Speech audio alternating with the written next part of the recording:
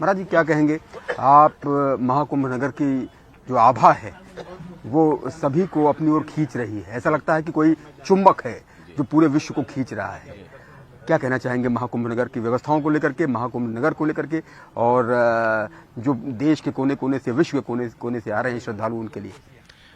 तपोनदी पंचायती अखाड़ा श्री निरंजनी में आपका स्वागत है। अभी अभी आपने हमारे जो सचिव हैं, अखाड़ा परिषद के अध्यक्ष हैं नरेंद्र पुरी जी, उनसे आपने बात करी है और उन्होंने आपको सारी डिटेल में बताया। देखो, माघ मकर रवि गति जब हुए, तीर्थपति आए सब कोई। जैसे ही मकर संक्रांति से सूर्य जो है वो उत्तरायण में और मकर स्वयं अपने घर की राशि में प्रवेश कर चुके हैं और इस दिन के लिए भीष्म पितामह जी ने 18 दिन तक तीरों की शैया पर शयन किया, क्योंकि सूर्य दक्षिणायन थे, गोलाकार में घूमते हुए जिस मकर राशि का इंतजार करने पर ही भीष्म पितामह ने अपने इस सबे इच्छा मृत्यु का उनको वरदान था। और महाकुंभ के लिए, महापर्व के लिए तो हम सिर्फ यही कहेंगे कि 12 साल में एक पूर्ण कुंभ होता है और जहां पे 12 बार ये कुंभ हो चुका है, तो 144 वर्ष का ये महापूर्ण कुंभ का योग बना है। और इस योग के लिए हम तो यही कहेंगे कि आप आध्यात्मिक रूप से, मानसिक रूप से, हमारे यशस्वी मुख्यमंत्री योगी आदित्यनाथ जी ने, हमारे यशस्वी प्रधानमंत्री नरेंद्र भाई मोदी जी ने डिजिटल कुंभ का जो शुरुआत करी है, उससे पूरे विश्व के कोने कोने में वासुदेव कुटुंबकम का जो संदेश गया है, मैं यही कहूंगा कि ये कुंभ अमृत कुंभ है, अमृत स्नान है।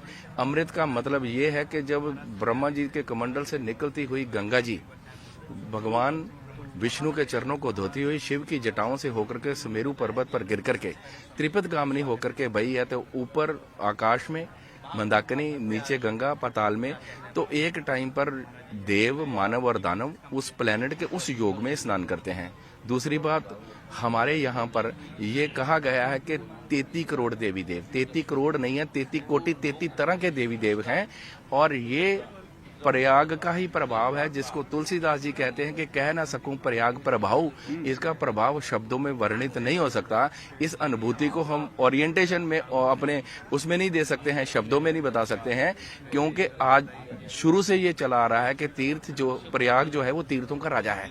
तो पूरे 1 महीने तक सारे तीर्थ जो है प्रयाग में वास कर रहे हैं, तो कहीं और जाने की जरूरत नहीं है। प्रयाग के तीर्थ में हम आएंगे, त्रिवेणी माधव के दर्शन करेंगे, त्रिवेणी संगम में स्नान करेंगे और कहते हैं कि अगर 1000 वाजपेयी यज्ञ करो, 1 लाख जो है वो राजसु यज्ञ करो और उसके बराबर 1 लाख आप धरती की परिक्रमा लो, उसके बराबर सिर्फ प्रयाग के कुंभ में एक डुबकी लगाने से हमें पुण्य अर्जित होता है। तो हम ये कहेंगे कि शुरू से महात्माओं का एक ही रहा है कि सर्वे भवन्तु सुखिनः, सर्वे सन्तु निरामया, सर्वे भद्राणि पश्यन्तु मा कश्चित् दुःख भाग् भवेत्। अच्छा महाराज जी, हठ योग को लेकर क्या कहेंगे? हठ योगी का जो संकल्प होता है वो अद्भुत होता है जी। किसी ने अपने हाथ वर्षों से खड़ा किया हुआ है, कोई एक पैर पर खड़ा हुआ है। ये संकल्प क्या होता है, कैसे उपासना होती है, कैसे खान पान होता है? आपने भी जटाएं इतनी लंबी कई वर्षों से बढ़ा रखी हैं, क्या कहेंगे इस हठ योग के बारे में बताइए। देखिए, एक बात बताऊं आपको, योग का मतलब है आत्मा का परमात्मा से योग हो जाना, मिल जाना। हम है जीवात्मा, वो है परमात्मा, और परमात्मा को जीवात्मा से मिलाने वाला है महात्मा। और अगर आप हठ योग की बात करते हो तो योग के अष्टांग अंग हैं, यम, नियम, आहार, प्रत्याहार, ध्यान, धारणा, समाधि, ये 8 अंग हैं योग के। उसी में सहज योग भी आता है और हठ योग भी आता है। और आपने अभी एक प्रश्न में शुरुआत में बोला कि संकल्प क्या है, तो देखिए वो संकल्प वो है कि आप कहीं पर ईमेल कर रहे हैं और आपने ईमेल का एड्रेस सही नहीं डाला, या ईमेल के एड्रेस में एक डॉट भी छूट गया, तो आपकी मेल जो है वो डिलीवर नहीं होगी। तो ये संकल्प वो है जिसको हम साक्षी मान करके जब अपना तारतम्य आत्मा का परमात्मा से जोड़ते हैं, तो हमारी जो प्रार्थना, हमारी उपासना, हमारा यज्ञ, हमारा हवन, हमारा किया हुआ कर्म कांड जो है वो भगवान तक पहुंचता है। तो और वासुदेव कुटुंबकम पूरे विश्व को, ये सनातन की ही धरोहर है कि पूरा विश्व बिना संकल्प के अगर पूजा करेगा तो पूजा नहीं होगी। और विश्व के किसी भी कोने में, चाहे आप इंग्लैंड बैठे हो, अमेरिका बैठे हो, कनाडा बैठे हो, यूरोप बैठे हो, संकल्प आपको संस्कृत का, हमारे वेदों का ही लेना पड़ेगा। ओम विष्णु विष्णु विष्णु वर्तमान से श्वेतरा कल्पे वैवस मनमंत्रे, पूरा का पूरा संकल्प जो है हमारा ही पढ़ा जाएगा, उसकी भाषा भले कोई भी हो। तो पूरे विश्व को जो ये हमारा आप हठ योग से जोड़ रहे हैं, ये अपना अपना भाव है, ये प्रेरणा मिलती है भगवान की तरफ से। जब हम संन्यास में प्रशस्त हुए और हम अपने घर से सन्यासी बनने के लिए तो नहीं आए थे। अभी 4 तारीख को ही मेरी यज्ञ के ऊपर पीएचडी हुई है, वर्चुअल मेरे को डिग्री मिली है। ये निरंजनी अखाड़ा एक ऐसा है जहाँ पे आपको well educated engineer, doctor, doctorate किए हुए महात्मा मिलेंगे। तो हम अपनी इच्छा से सन्यास में नहीं जा सकते हैं, ये भगवान की इच्छा, महती कृपा हम पे हुई तो हम सन्यास में जो है वो प्रशस्त हुए। ये भगवान ने हमारी डेस्टिनी फिट करके पहले ही पूरा प्रारब्ध हमारा बना करके हमें धराधाम पर भेजा है। और इसलिए योग में हठ योग भी है, कोई जो है वो अपने बाल बढ़ा रहा है, कोई हाथ बाजू खड़ा कर रहा है, ये सब के सब जो हैं वो तपस्या और योग के ही उपचार हैं। मन की बात है, मन का भावना है, मन को जैसी प्रेरणा मिली हमने मन को वैसा ही ढाल लिया। महाराज जी, आपने कहा कि आपने यज्ञ पर पीएचडी की है और ये बहुत बड़ी बात है, महायज्ञ की पीएचडी। हमको लगता है गिनती के लोग ऐसे इस देश में होंगे जिन्होंने यज्ञ पर पीएचडी की है। तो कितने वर्षों में ये पीएचडी आपकी पूर्ण हुई और आप वर्षों से महात्मा हैं, संत हैं और साथ साथ पढ़ भी रहे हैं, पीएचडी भी कर रहे हैं। क्या क्वालिफिकेशन है आपकी, किन विषयों से आपने पोस्ट ग्रेजुएशन किया या ग्रेजुएशन किया और पीएचडी करने का ख्याल कैसे आया? देखिए, मेरी जो संन्यास लेने से पहले की जो एजुकेशन थी वो इलेक्ट्रॉनिक्स इंजीनियरिंग से मैंने करा था, दिल्ली से। दिल्ली का बॉर्न बैटअप हूँ मैं। शरीर मेरा पंजाब से संबंध रखता है, गुरुगति भी पंजाब में ही है। तो जब संन्यास में हम आए और संन्यास दीक्षा ली हमने, संन्यास दीक्षा के बाद हमारी 98 के कुंभ में दिगंबर दीक्षा हुई। दिगंबर दीक्षा के बाद जब हमने इस पे शोध करना शुरू किया कि जब हम दिगंबर जो हैं वो दिगंबर अवस्था में भस्मीभूत होकर के धूनी तपते हैं, तो उसी यज्ञ से मेरे को फिर प्रेरणा मिली और गुरुजनों का सानिध्य मिला।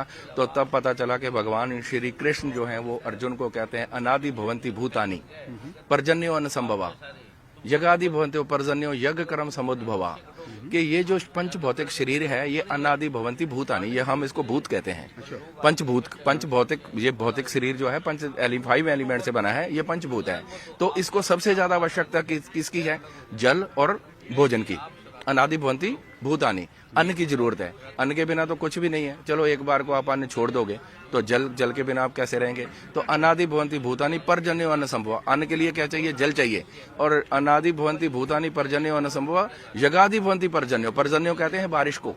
अगर बारिश नहीं होगी तो फिर अन्न और जल कहाँ से मिलेगा? इसलिए हे अर्जुन, यज्ञ कर्म करने चाहिए। तो उसी से प्रेरणा लेकर के हमने नाना प्रकार के जो हमारे मंत्र हैं, अलग अलग प्रकार के जो हमारे यज्ञ के विधान हैं, उसी में आगे बढ़ते हमने वास्तु, ज्योतिष, न्यूमरोलॉजी और यज्ञ के ऊपर ज्यादा शोध रहा। और नित्य प्रति हम जब अपने स्थान पे होते हैं, धुने पे होते हैं, तो सुबह या शाम को हम 2.5 घंटे का यज्ञ जरूर करते हैं।